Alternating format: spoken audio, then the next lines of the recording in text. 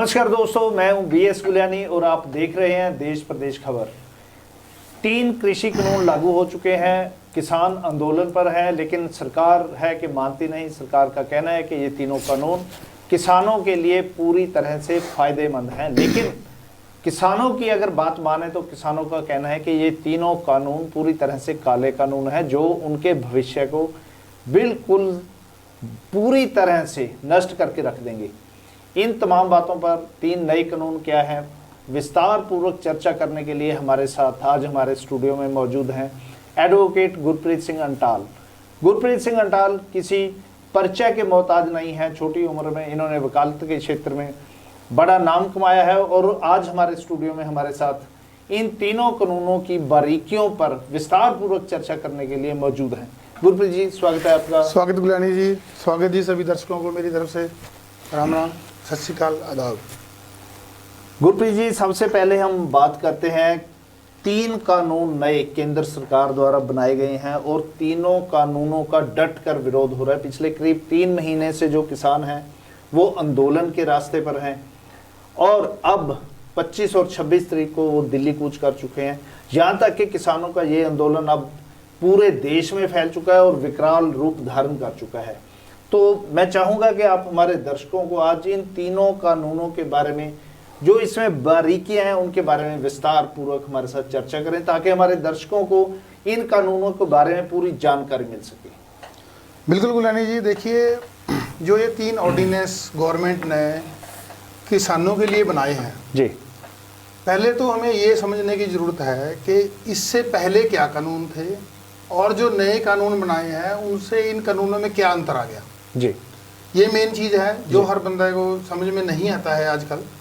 तो विरोध हो रहा है, विरोध भी किसी बात पे ही हो रहा है। ऐसे तो किसी को विरोध करने की जरूरत नहीं होती। अगर किसी के फायदे की चीज़ हो तो वो क्यों विरोध करेगा। किसान तो वैसे ही किसी का जल्दी जल्दी विरोध करते नहीं है जब तक उनके गले तक कोई बात ना आ जाए। तो जब से ये ऑर्डिनेंस इन्होंने इम्प्लीमेंट किए हैं जून महीने 2020 से, तभी से किसान विरोध कर रहे हैं, पुरजोर विरोध कर रहे हैं। पंजाब में तो स्पेसिफिकली आपने देखा हुआ गुलियानी साहब के ट्रेन्स तक की रोकी हुई थी, नाके सब तोड़ दिए थे, टोल बैरियर सब बंद कर दिए थे, लेकिन किसान गवर्नमेंट ने किसानों की सुध नहीं ली। जब किसानों ने देखा कि हमारी कोई सुनवाई नहीं हो रही, इतना कुछ करने के बावजूद भी ट्रेनों पे लोग लेटे हुए हैं, ट्रेनें बंद है, व्यापार बंद है, कोला बंद हो गया पंजाब का, लेकिन किसी ने कोई सुध नहीं ली। तो उन्होंने यहाँ तक कि यूरिया का DAP मिला नहीं, जो किसानों की अभी जरूरत थी। बिल्कुल बिल्कुल गुलियानी साहब, मिला ही नहीं। खेती के लिए लोग परेशान हो गए। इधर अम्बाला में, हरियाणा में साथ लगते जो एरिया है पंजाब के, उसमें यूरिया लेने आ रहे हैं, वहाँ पे उनके ऊपर FIR दर्ज हो रही है। तो कहने का मतलब जब नहीं जुड़ेंगी तो उनको मजबूरन जो किसान थे वो उनको कूच करना पड़ा दिल्ली की तरफ। जो वो नहीं हमारे पास आ रहे तो हम उनके पास चलें। कोई किसानों को कोई शौक नहीं दिल्ली जाके घेरने का। अब अगर हम कानून की बात करें तो गुलियानी साहब देखो, ये मैं एक्ट दिखाता हूँ आपको। ये प्रॉपर एक बुक भी बन चुकी है, इसकी एक्ट भी आ गया जो कोर्ट के अंदर इम्प्लीमेंट हो चुका जी जून में ही। तो इसमें जो 3 कानून जो उन्होंने ऑर्डिनेंस नए जो पेश किए हैं, जो फर्स्ट ऑफ ऑल तो है the farmers agreement on price assurance and farm service act 2020। जी, मैं 1 मिनट आपको रोकना चाहूंगा। मैं अपने दर्शकों को ये भी बता दूं कि गुरप्रीत सिंह अंटाल सिर्फ वकील ही नहीं है, ये पेशे से फार्मर भी हैं, तो इसलिए ये विस्तृत जानकारी हमारे दर्शकों तक पहुंचा पाएंगे, क्योंकि किसानों को क्या समस्या है और कानून क्या कह रहा है। तो ये सारी जानकारी अभी गुरप्रीत सिंह हमारे साथ साझा कर रहे हैं। जी ठीक है जी गुलियानी साहब, थैंक यू। बात यह है कि जो पहला जो मैंने आपको बताया उसके अंदर मैं चलो अगर इसके कानून से संक्षेप में बताता हूँ आपको इजी लैंग्वेज में जी, कि किसान को फर्स्ट कानून के अंदर ये फ्री कर दिया कि आप भाई जहाँ मर्जी पे आप जाके अपनी फसल बेच सकते हो। पहला कानून जी।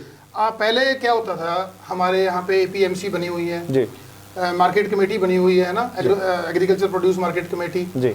उसके अंदर किसान की जुडिक्शन होती थी, अपने एरिया में जाके वो मंडी में जाता था, अपनी फसल बेचता था, मार्केट कमेटी में पहले दर्ज कराता था कि मैं इतनी फसल लेके आया हूँ। आड़ती ने खरीदी, गवर्नमेंट ने खरीदी, उसको MSP पे पैसे मिल गए, दैट्स ऑल। अब क्या कर दिया गवर्नमेंट ने, अपना हाथ पीछे खींच लिया कि मार्केट कमेटी तोड़ दी। मार्केट कमेटी की जरूरत ही नहीं, जैसे बिहार में तोड़ दी थी आज से 8-10 साल पहले। तो अब क्या किया कि गवर्नमेंट ने क्या किया, कानून क्या बनाया कि किसान जहां मर्जी जाके जिस मर्जी स्टेट में जाके अपनी फसल बेचे, हमें कोई ऑब्जेक्शन नहीं जी, जिस मर्जी रेट में बेचे, जो मर्जी करे जी। अब गुलानी साहब इसका देखा जाए तो इसका जो इफेक्ट पड़ेगा वो इफेक्ट ये पड़ेगा कि जिस टाइम सीजन किसान की फसल पककर तैयार होगी, स्पेसिफिकली देखो हरियाणा पंजाब की अगर मैं बात करूं तो ज़्यादातर गेहूं और राइस जो अपना चावल की फसल होती है जी। तो जो गेहूं और चावल की फसल जब कटाई का सीजन होता है उस टाइम हर किसान बिजी होता है, उसके पास सीमित साधन है, ट्रॉली भी एक है, अगर उसके खेत में कंबाइन चल रही है, उसके पास ना स्टोरेज की कैपेसिटी है, ना वो उस टाइम पे दूसरे राज्यों में जाके अपनी फसल को बेच सकता है, ये तो पॉसिबल ही नहीं है। वो फसल वहीं बेचेगा जो नियर बाय, उसको नियर बाय जो मंडी है उससे भी बाहर वो जा ही नहीं सकता, ना उसके पास साधन है, ना उसके पास इतना पैसा है कि वो उसको स्टोर कर ले, ना उसके पास कोई साधन है नहीं बिल्कुल भी। सेकेंडली वो जाएगा भी तब जो उसको कोई प्राइस मिलेगा। अब हरियाणा पंजाब में तो एक ही रेट है, बाहर कहाँ जाएगा वो, बिहार तो रेट है ही नहीं, कहाँ जाएगा वो अपनी फसल लेके। बिहार ऑलरेडी हमसे बहुत डाउन है, क्योंकि वहाँ पे मार्केट कमेटी है नहीं, कानून तो सारे देश के लिए है, लेकिन वहाँ मार्केट कमेटी ने तो खरीदता नहीं कोई। तो अब जब उसकी फसल नहीं बिकेगी तो किसान के ऊपर तो सीधा इम्पैक्ट पड़ेगा। मंडी में गवर्नमेंट ने तो फसल खींचने से अपना हाथ पीछे कर लिया, जहाँ मर्जी बेच लो भाई जी। तो जो ट्रेडर्स हैं, जो खरीदने वाले हैं, वो कोई ये नहीं है कि आप वो समझदार नहीं है, उनको पता है कि किसान जो अपनी फसल है 10 या 15 दिन से ज्यादा स्टोर नहीं कर सकता, और जब पीक सीजन होता है, जब कटाई का सीजन होता है, वो उसको मजबूर है बेचने के लिए। यानी ट्रेडर को टोटली ड्रॉबैक किसान का पता है, ऑलरेडी पता है जी, ऑलरेडी पता है। वो उन दिनों में अगर फसल ना खरीदे या औने पौने दाम पे खरीदे तो किसान तो मजबूर हो जाएगा बेचने के लिए। वही रेट जो आज 1800-1900 रुपए गेहूं का रेट है वो 1000 रुपए आ जाएगा, वो मजबूरी में बेचना पड़ेगा जी, और उसके पास तो कोई साधन नहीं। गवर्नमेंट ने अपना हाथ खींच लिया पीछे कि हम तो खरीदते नहीं जी, एमएसपी है ही नहीं कोई, खत्म होगी। चलो जी, अब जो सेकंड कानून है, मैं अगर पहले संक्षेप में तीनों कानून के बारे में डिस्कस कर लेता हूँ, फिर आप अपने क्वेश्चन पूछ लेना। जी जी गुरप्रीत जी, 1 मिनट के लिए और रुकूंगा आपको। ये जो तीनों कानून है, एक मेरा क्वेश्चन मेरे जहन में आ रहा है, मेरे दर्शकों को भी, हमारे दर्शकों को भी ये जानने की बहुत ज्यादा जरूरत है। ये जो तीनों कानून है क्या अलग अलग हैं या एक दूसरे से टाई अप है? नहीं, कानून गुलानी साहब ये अलग अलग हैं, ऑर्डिनेंस 3 हैं, लेकिन ये तीनों कानून एक दूसरे के पूरक हैं। जैसे एक चीज को दूसरी चीज पूरा करती है, दूसरी चीज को तीसरी पूरा करती है। मैं बता देता हूँ आपको, पहले हम विस्तार से इस पे डिस्कस कर लें तीनों कानूनों पे। ये क्वेश्चन मैं याद रखूंगा, बताऊंगा। सेकंड कानून है the farmers produce trade and commerce act 2020 जी। इसमें क्या कर दिया जी कि इसमें गवर्नमेंट ने कहा कि आप कॉन्ट्रैक्ट फार्मिंग कर सकते हो जी। बड़ी बड़ी जो कंपनियां हैं वो किसानों से सीधे कॉन्ट्रैक्ट करें जी, और उनकी फसलों को उनके साथ कॉन्ट्रैक्ट एग्रीमेंट करके उनसे फसलें खरीदें जी। तो उसके लिए गुलानी साहब पहले तो देखो, जो जिम्मेदार हैं, मैं तो वो 90% जिम्मेदार हैं, वैसे कागजों में 80% जिम्मेदार आते हैं जो ऑन अपना जो रिकॉर्ड के हिसाब से, लेकिन मैं तो कहूँगा 90% जिम्मेदार ऐसे हैं, किसान ऐसे हैं जिनके पास 5-6 एकड़ से ज्यादा जमीन नहीं है पूरे हरियाणा पंजाब में। बिल्कुल। तो वो जो 5-6 एकड़ वाला जमीन का जिम्मेदार है वो कॉन्ट्रैक्ट फार्मिंग में चला गया, किसी कंपनी ने आगे उससे कॉन्ट्रैक्ट कर लिया। पहली बात तो उसको इतनी नॉलेज नहीं है कहाँ वो साइन करवा रहे हैं, क्या कर रहे हैं, क्या नहीं कर रहे। सेकंड जो इससे सबसे बड़ा ड्रॉबैक है जी, जो कॉन्ट्रैक्ट फार्मिंग के अंदर वो जमीनों का एग्रीमेंट होगा ना, वो उसका इंतकाल कोई भी आप, हमने भी एक कॉन्ट्रैक्ट अपने छोटा सा पेट्रोल पंप दे रखा है कंपनी को, उसका कॉन्ट्रैक्ट हुआ हमारा अपना इंडियन ऑयल कंपनी के साथ जो मटेडी में है पेट्रोल पंप, आपने देखा है, उसका बकायदा इंतकाल कंपनी के नाम चढ़ा हुआ है उस एरिया का।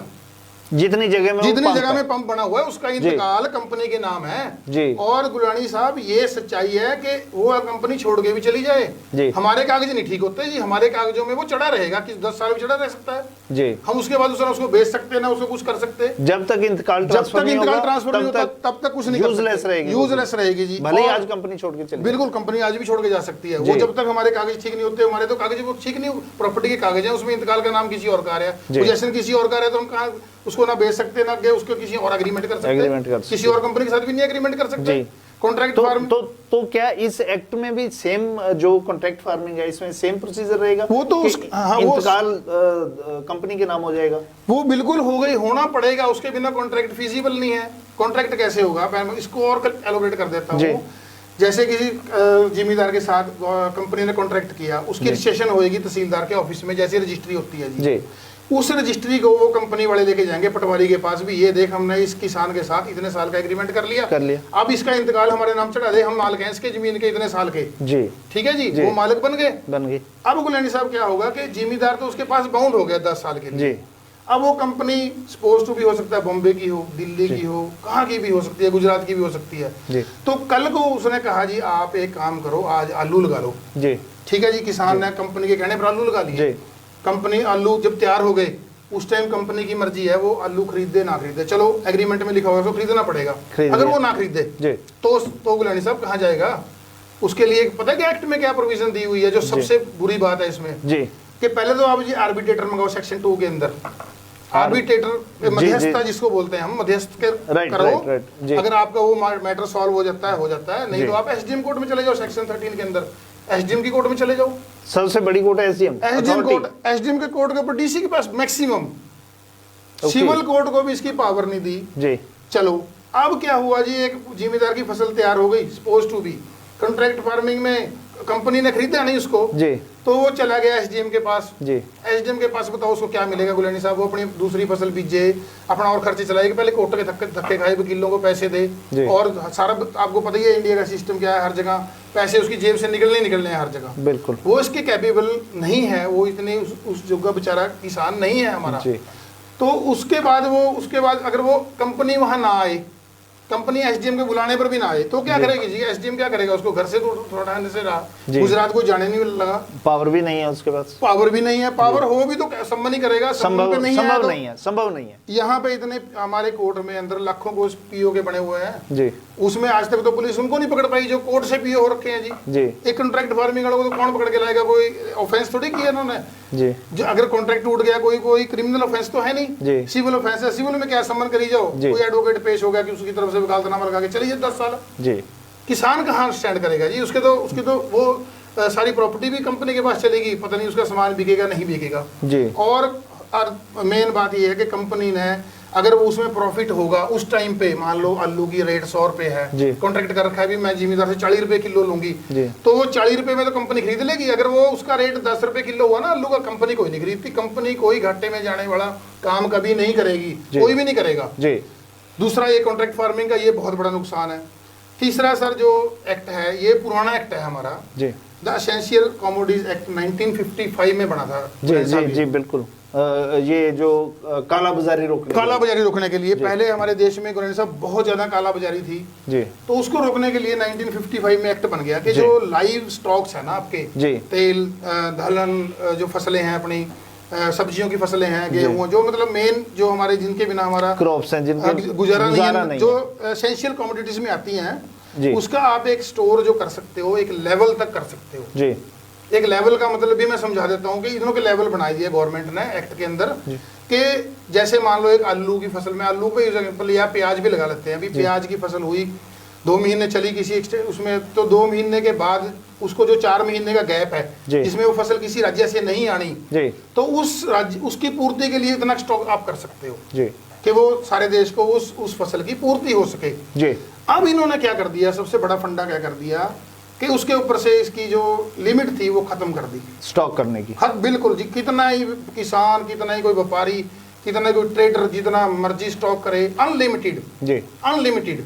तो अब देखो जिस टाइम तो जिम्मेदार की फसल आती है, तो यानी आपके कहने का मकसद ये है कि ज्यादा से ज्यादा स्टॉक वही कर पाएगा जिसके पास ज्यादा पैसा होगा। सब किसान तो खरीद स्टोर कर ही नहीं सकता ना, स्टॉक कहाँ करेगा? मैं कह रहा हूँ बिल्कुल वही कंपनी जो बात है कि जो बड़े घराने हैं, बड़े ज्यादा से ज्यादा स्टॉक कर पाएंगे। बिल्कुल जी, बड़ी कंपनीज हैं या बड़े ट्रेडर्स हैं जी, वो ही ट्रेड उसमें स्टॉक कर पाएंगे जिनके पास पैसा है या जिनके पास स्टोरेज की कैपेसिटी है या जो होल्ड कर सकते हैं जी। अब पैसा खर्च करके होल्ड भी तो करना है ना, एक जिम्मेदार ने मान लो एक कणक कोई स्टोर कर लिया, कितने दिन होल्ड कर सकता है जी? वो उसको पैसे चाहिए, जिम्मेदार नहीं, तो अगली फसल लगानी है, बिल्कुल जिम्मेदार नहीं कर सकता। एक व्यापारी आदमी ही कर सकता है ना, व्यापारी के तो ये गुण है, व्यापारी के तो पास तो ये गुण है उसको बेचने खरीदने के, उसका काम ही यही है। तो जब जिस टाइम फसल आएगी गुलानी साहब, उस टाइम ट्रेडर को क्या जरूरत है उसको हाई रेट में खरीदने की? उसने तो स्टोर करना है, वो दड़ा दड़ खरीदता रहेगा या वेट कर लेगा जब किसान टूट जाएगा, भी 15 दिन हो गए यार फसल बिकती नहीं यार, बेच पड़े यार, उसने तो गुजारा करना है जी, मरता क्या ना करता, तो उसको फसल बेचनी पड़ेगी, वो औने पौने दाम पे खरीद के उसको स्टोर कर लेगा। तो उससे आम जनता को इसका जो सबसे बड़ा लॉस गुलानी साहब, थर्ड जो है इसका, तो आम जनता को भी बहुत बड़ा लॉस है जी।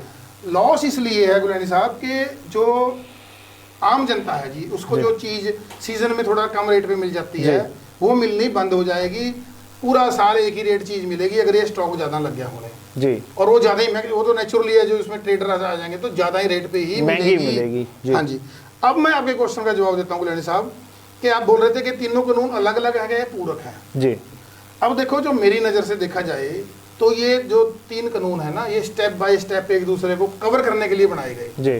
सपोज टू भी पहला कानून जो मैंने आपको बताया जी कि जैसे जो आम जो जिम्मेदार है, जो फसल उसकी जहां मर्जी बेचे जी, मंडी में एमएसपी पे खरीद उसकी होनी जी। नहीं, पौने पौने दाम पे खरीद बेचेगा जी जी बिल्कुल। तो बेचेगा कौन, खरीदेगा कौन, ट्रेडर कम रेट पे, ठीक है जी। या वो बेच नहीं पाएगा तो वो मजबूर हो जाएगा, अभी क्या करूं मैं अब, है ना, खेती में घाटा लग गया पड़ने, तो वो कॉन्ट्रैक्ट फार्मिंग पे आ जाएगा जी कि मैं कॉन्ट्रैक्ट कर लेता हूं किसी कंपनी से, कम मैं सिक्योर तो हो जाऊं। मतलब आपके कहने का कि जिम्मेदार मजबूर हो जाएगा कॉन्ट्रैक्ट फार्मिंग करने के लिए। हाँ जी, हाँ जी।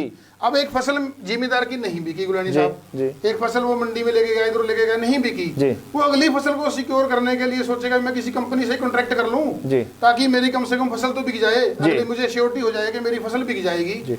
तो वो क्या करेगा गुलानी साहब कि वो दूसरी कंपनी से किसी से कॉन्ट्रैक्ट कर लेगा, कॉन्ट्रैक्ट फार्मिंग में आ जाएगा, मजबूर है वो, तो क्या करे, उसको तो फसल बेचनी है ना, अपनी घर को चलाना ही है। तो जो सेकंड कानून हो गया वो पहले का पूरक हो गया, कॉन्ट्रैक्ट फार्मिंग में आ गया, उनका मसला हल हो गया। जो ट्रेडर थे उन्होंने कॉन्ट्रैक्ट फार्मिंग में सेकंड स्टेप पे आ गए, जिम्मेदार को काबू कर लिया। थर्ड, अब सर देखो, जब स्पेशल कमोडिटी एक्ट है, जो एसेंशियल कमोडिटी एक्ट है, उसमें फसल तो भिजवा दी जिम्मेदार के पास हजारों एकड़, स्टॉक तो कर नहीं सकते आप जी, ठीक है ना, स्टॉक नहीं कर सकते तो वो कानून आपके ऊपर लागू है, आप खरीद नहीं सकते। कॉन्ट्रैक्ट फार्मिंग करके कम रेट पे स्टॉक भी तो करना है ना उसको, खरीद के फिर स्टॉक करने के लिए तीसरा एक्ट बना दिया कि जितने मर्जी स्टॉक कर लो। ये टोटली जो कानून बनाए गए हैं, पहली नजर में अगर देखें तो सिर्फ ये व्यापारियों के लिए कानून बनाए गए हैं, किसानों का इसमें कहीं लेना देना नहीं है जी। ये कह रहे हैं जी ऑनलाइन अपनी आप फसल बेच लो जी। ऑनलाइन तो जी आज मैं ज्यादा बड़ी बात कहता नहीं हूँ, हमारे बहुत सारे एडवोकेट्स हैं जो हमारा फिजिकल हियरिंग बंद है आजकल बुलानी साहब जी, ऑनलाइन भी आप ऑनलाइन बैठो जज साहब से, वो हमारे फिजिबल नहीं हो रही कोर्ट के अंदर जी। बहुत सारे एडवोकेट नहीं कर पा रहे, अगर कर भी पा रहे हैं तो वो हो नहीं रही, कभी जगह कनेक्शन नहीं मिलता, कभी हमारा नहीं मिलता, इतने पढ़ी लिखी कम्युनिटी तो ऑनलाइन चल नहीं पा रही, सिस्टम नहीं चल पा रहा, तो किसान जिम्मेदार कहाँ चला लेगा जी इसको, ऑनलाइन कहाँ बेच लेगा, ऑनलाइन अमेज़न के ऊपर थोड़ी बेच लेगा अपना फसल को भी, मेरी गेहूं खरीद लो, कोई मेरी कणक खरीद लो, कौन खरीदेगा उसकी, तो उसके पास तो स्टॉक काफी ज्यादा है जब सीजन आता है तो ये प्रॉब्लम आएगी। तो इसके लिए तीनों एक्ट मेरे हिसाब से, ये तीनों एक्ट एक दूसरे के पूरक हैं और ये टोटली इनको अगर फार्मर्स ने काला कानून कहा है तो वाकई ही ये काला कानून है किसान के लिए, जो किसानी को खत्म करने के लिए बनाए गए हैं बेसिकली जी। लेकिन गुरप्रीत जी, मैं एक चीज और क्लियर करना चाहूंगा, सरकार किस बिहाफ पे कह रही है कि ये किसानों के हित में है, किसानों का भविष्य उज्जवल हो जाएगा, किसान जो है उनका जो काफ़ी पिछले लंबे समय से जो उनका लेवल डाउन हो रहा था वो ऊंचा उठ जाएगा, तो क्या दिखता है गवर्नमेंट को इसमें ऐसा कि इन कानूनों को जिस पे हमने विस्तार पूर्वक चर्चा की, इतना कमियां होते हुए उसके बावजूद सरकार दावत हो रही है कि किसानों के लिए लाभदायक है ये तीनों कानून? बिल्कुल गुलानी साहब, इसका मैं बताता हूँ आपको कि जैसे जो पहला कानून मैंने बताया ना भी जहां मर्जी फसल बेचिए आप, उसके पीछे किसान जो गवर्नमेंट का लॉजिक क्या है, लॉजिक ये है कि आप हम आपको पूंजीपतियों के चुंगल से निकालना चाहते हैं। पूंजीपति कौन? जो आड़ती हैं, मार्केट में जो मंडी के अंदर आड़ती बैठे हैं, वो किसानों को लूट रहे हैं जी, वो उसके चुंगल से हम आपको निकालें, आप जहां मर्जी फसल बेचो। पहला लॉजिक तो गवर्नमेंट का ये है कि आप फ्री हो, जहां मर्जी मैगी बेचो, जहां मर्जी बेचो। अब कोई पूछने वाला हो जी आड़ती बताओ कि जिम्मेदारों कैसे लूटेगा, मैंने एक बहस करी, मैंने कल भी एक इंटरव्यू दी थी, उसमें बताया कि ये तो बड़ा सिंपल है भाई। अब अगर कहीं भी आड़ती किसान को लूटता है, उसका सोल्यूशन मैं बताता हूँ आपको कि आड़ती क्या करता है जी, जिम्मेदार पैसे लेता है आड़ती से, आड़ती उसके ऊपर एक तो ब्याज लगाता है, ब्याज लगाता है, वो लगाता है जी 2% लगा ले, 2.5, मुझे पता नहीं कितना लगाता है, तो उसको एक कानून बना दिया जाए कि आड़ती जो है वो 1.5% या 1% से ज्यादा ब्याज वो जिम्मेदार से ले नहीं सकता, अगर लेगा तो जिम्मेदार कोर्ट में चला जाए, उसके खिलाफ पर्चा दर्ज करा दे, तो वो कोर्ट से उसको बेनिफिट मिल जाएगा जब कानून बन जाएगा। तो दूसरी बात है जी, कहते हैं जी भी आड़ती ना जब जिम्मेदार जाता, जिम्मेदार घोड़ा है उसको पता नहीं, साइन कर देता है, वो देता 40,000 रुपये, लिखता जी 50,000, 60,000, ज़्यादा लिख देता है। जब हिसाब करता है, जब 6 महीने बाद किसान आके तो जी जिम्मेदार ने लिए होते हैं सपोज टू भी 2 लाख रुपए, बना देता है 3 लाख रुपए। ये इल्जाम आड़तियों पे सरासर झूठा है, सरासर झूठा तो है ही है, झूठा तो है ही है गुलानी साहब। चलो हम तो ये मान ले भी किसी 1000, 1, 2, 1 लाख आड़ती ने कर भी दिया होगा ऐसा, सोल्यूशन हम बता देते हैं जी, किसान बता देंगे सोल्यूशन। हम कहते हैं जी हर बंदे का खाता खुला हुआ है। अब आड़ती को किसान गया मुझे मंडी के अंदर भी, मुझे इतने पैसे चाहिए जी, आज 1 लाख रुपए चाहिए। आड़ती के पास अकाउंट नंबर है, आप अकाउंट में पैसे डालो, किसान के अकाउंट में पैसे डालो। तो पहले ही कह रही है कि डिजिटल, सरकार पहले ही बिल्कुल कैश के ऊपर, हाँ बिल्कुल। तो जब उसके अकाउंट में पैसे आ गए, उसके पास उसका रिकॉर्ड है मैंने आड़ती से कितने पैसे लिए हैं जी। और अगर कोई आड़ती कहता है कि मैंने इस जिम्मेदार को कैश दिया है, इतने 4 लाख 5 लाख दिए, तो कोर्ट में उसके पास कोई पावर जाके कोई उसके पास सुविधा नहीं होनी चाहिए कि वो जिम्मेदार के खिलाफ कोई एक्शन ले सके। जब कोई कानून नहीं होगा उसके हक में, तो वो क्यों पैसे देगा, मांगेगा तब भी नहीं देगा जिम्मेदार। चलो कोई होया इमरजेंसी में, किसी ने 10-20 हज़ार रुपए किसी को रात बरात दे दिए, वो अगले दिन उसके अकाउंट में डाल के फिर वापस ले लो या लिख लो, क्या बड़ी बात है। तो बहुत बड़ा कोई प्रॉब्लम नहीं है कि जिसका सोल्यूशन नहीं है। आजकल तो हर घर में बच्चे पढ़े लिखे हैं, किसान पढ़े लिखे हैं तो बच्चा पढ़े लिखे हैं, नहीं तो बैंक वाले ही आपको सपोर्ट करते हैं भी आपके जी इतने पैसे आड़ती खाते से आए हुए हैं, 6 महीने बाद आप साफ कर लो, कोई बड़ी बात नहीं है ये। चलो जी, ये तो मतलब जो हो गया।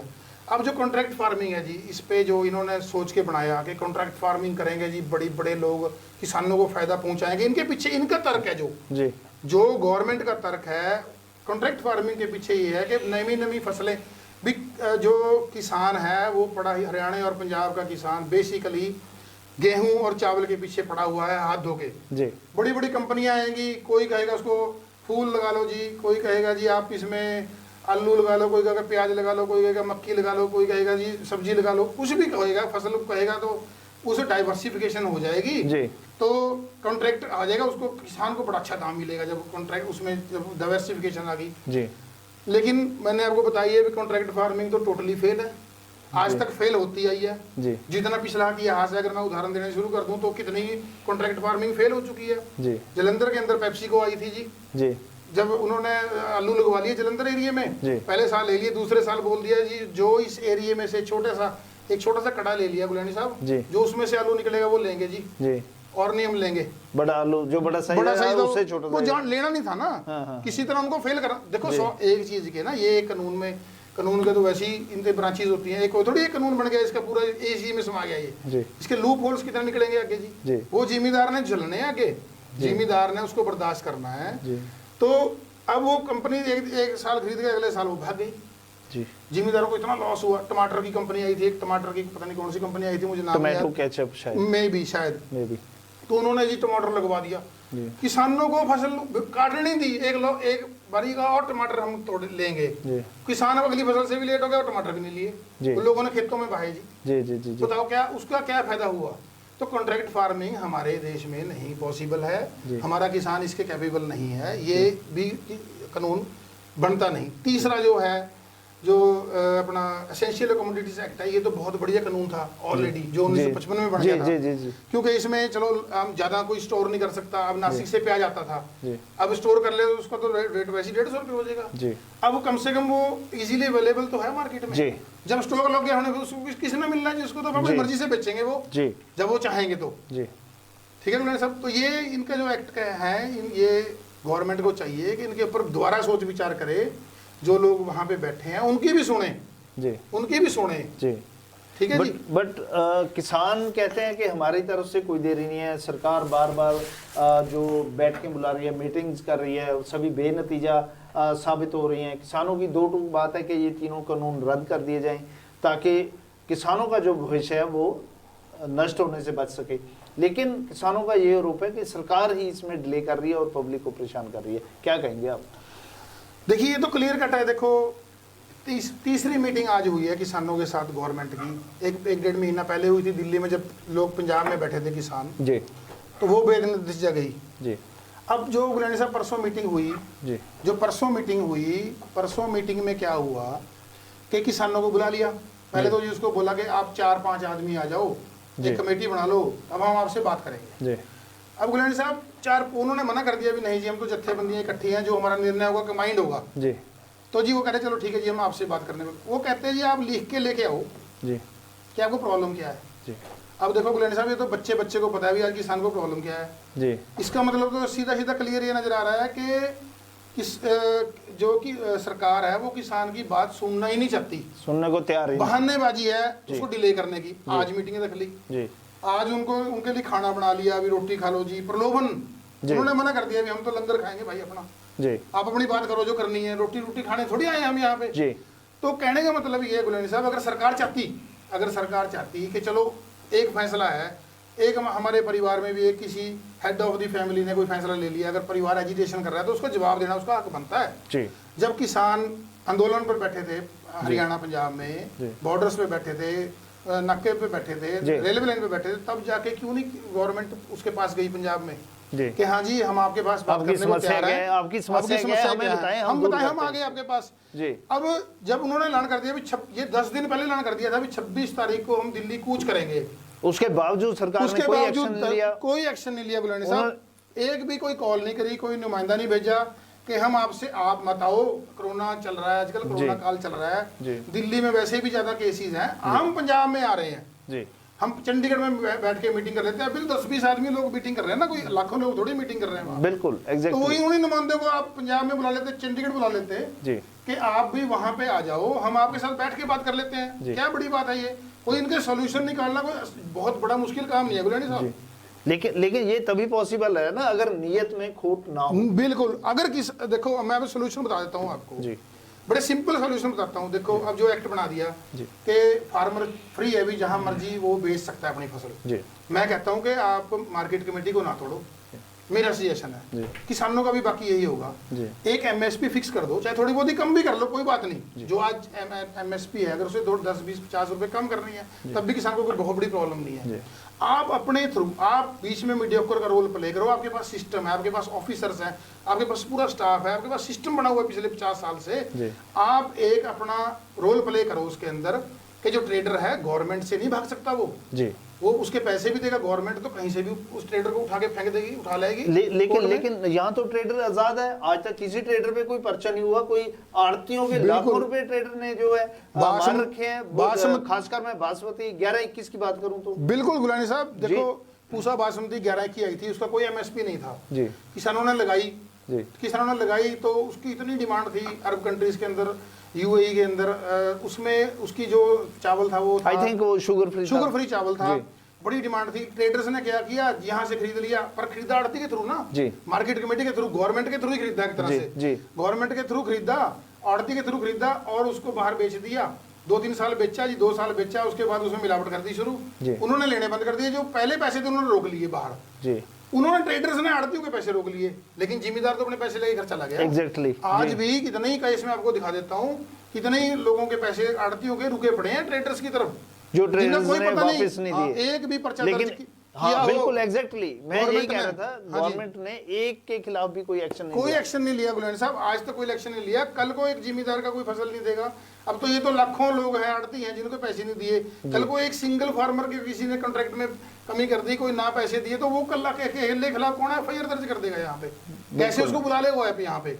जब अभी अपना हक लेने के लिए किसानों को दिल्ली तक कूच करना पड़ रहा है, इतनी दूर जाना पड़ रहा है, तो एक किसान की तो कोई सुनवाई भी नहीं होगी, मतलब नहीं जी, लाखों गुलानी साहब, अब 10 लाख 20 लाख किसान एक नाके में बैठे हैं, सुनवाई तो अब नहीं हो रही जी, बाद में किसने सुनना जी। आप देखो ना आज की तारीख में पूरा देश, Haryana, Punjab, UP, Rajasthan, MP, even के दिल्ली के बंदे जी तमिल भी आ गए हैं सारे, इवन के फॉरेन कंट्री में देखो जी, जर्मनी में, अमेरिका में, कनाडा में जी, उन्होंने हमारे राजदूतों को घेर लिया जाके, वहां पे एजिटेशन चल रहा है कि सरकार तो अपनी कोई एक्शन ले रही, तब किसी ने पूछना सरकार ने भी, हाँ भी तुम्हारे खिलाफ किसी ने कोई गलत कार्रवाई कर दी कंपनी ने, उनको क्या फर्क पड़ता है किसान को जी, अपना कंपनी को। बात ये है जी, सरकार इसमें से अपने हाथ खींचना चाहती है। एक्चुअली क्या है उसका कारण भी बता देता हूँ मैं आपको।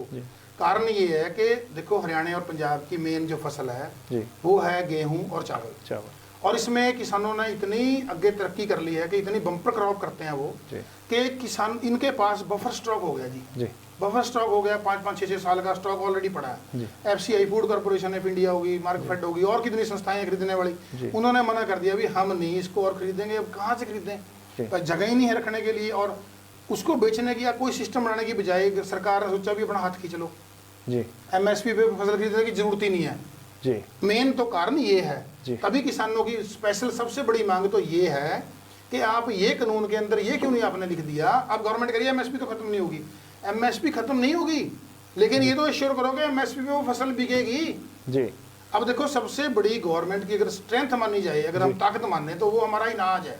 जी, इतना उपज हो रहा है, उसको अच्छी तरह से आप उसको अच्छे ढंग से उसका एक सिस्टम बना के उसको बेचो, बाहर भेजो, जो हम जो से मर्जी उसका कोई आगे प्रोडक्ट बनाइए, ताकि वो आपकी एक स्ट्रेंथ बन सके, ना कि आपने उसको कमजोरी मान लिया, ये तो हमारे पास ज्यादा होगी यार इससे हाथ खींच लो। ये तो कोई वो ना वो आप एक कोई फैक्ट्री वाला अगर 2 फैक्ट्री लगाएगा और 3 लगाएगा 4 लगाएगा, क्योंकि हमारा देश तो कृषि प्रधान देश है। 80% के मैं तो आज कहता हूँ 95% लोग कृषि पर आधारित हैं, चाहे वो खेती करते हैं चाहे नहीं करते जी, आज की तरीके में बोलेंगे साहब, तो सारे बंदे इफेक्टेड है इससे, सभी लोग इफेक्टेड हैं।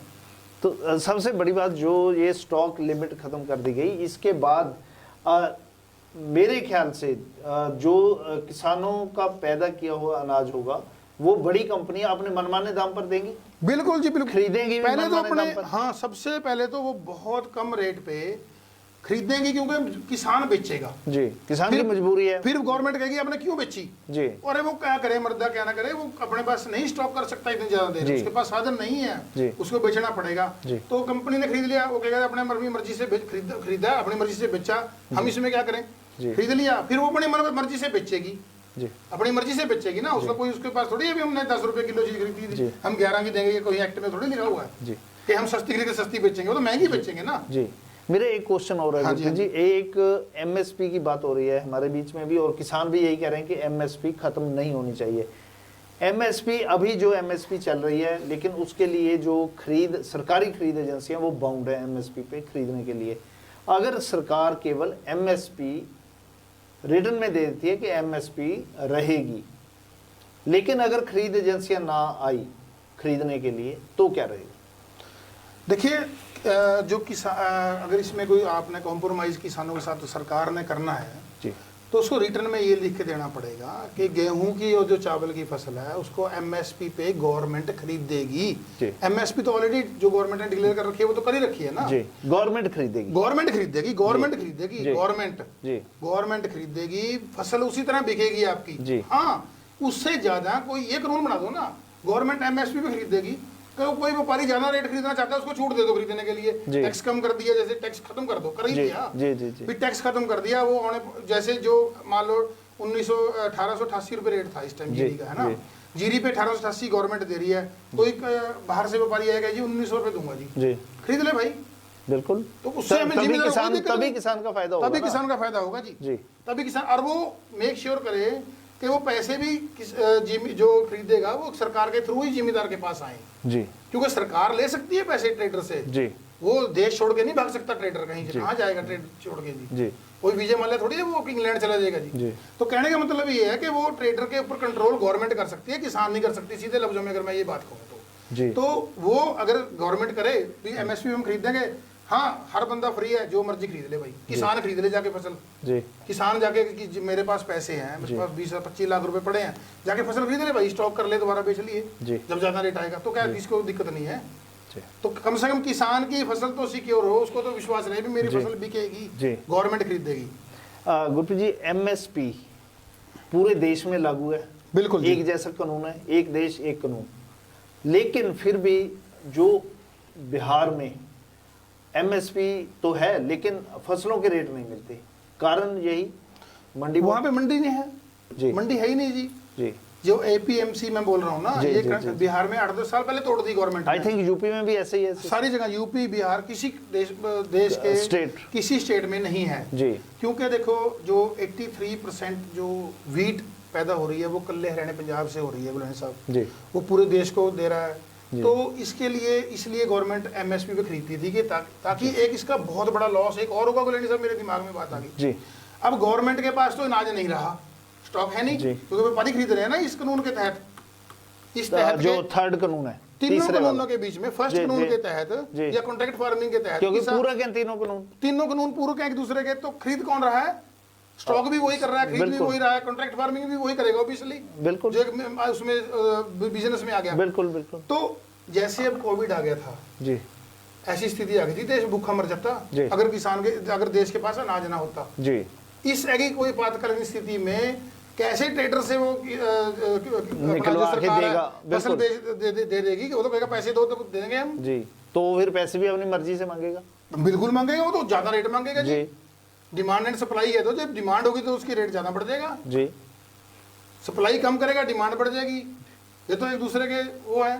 तो अगर ऐसी सिचुएशन दोबारा भगवान ना करे हमारे देश में आ जाए तो क्या करेगा किसान, तब सरकार क्या करेगी, तब कहाँ से रोटी खिलाएगी पूरे देश को घर बिठा के जी।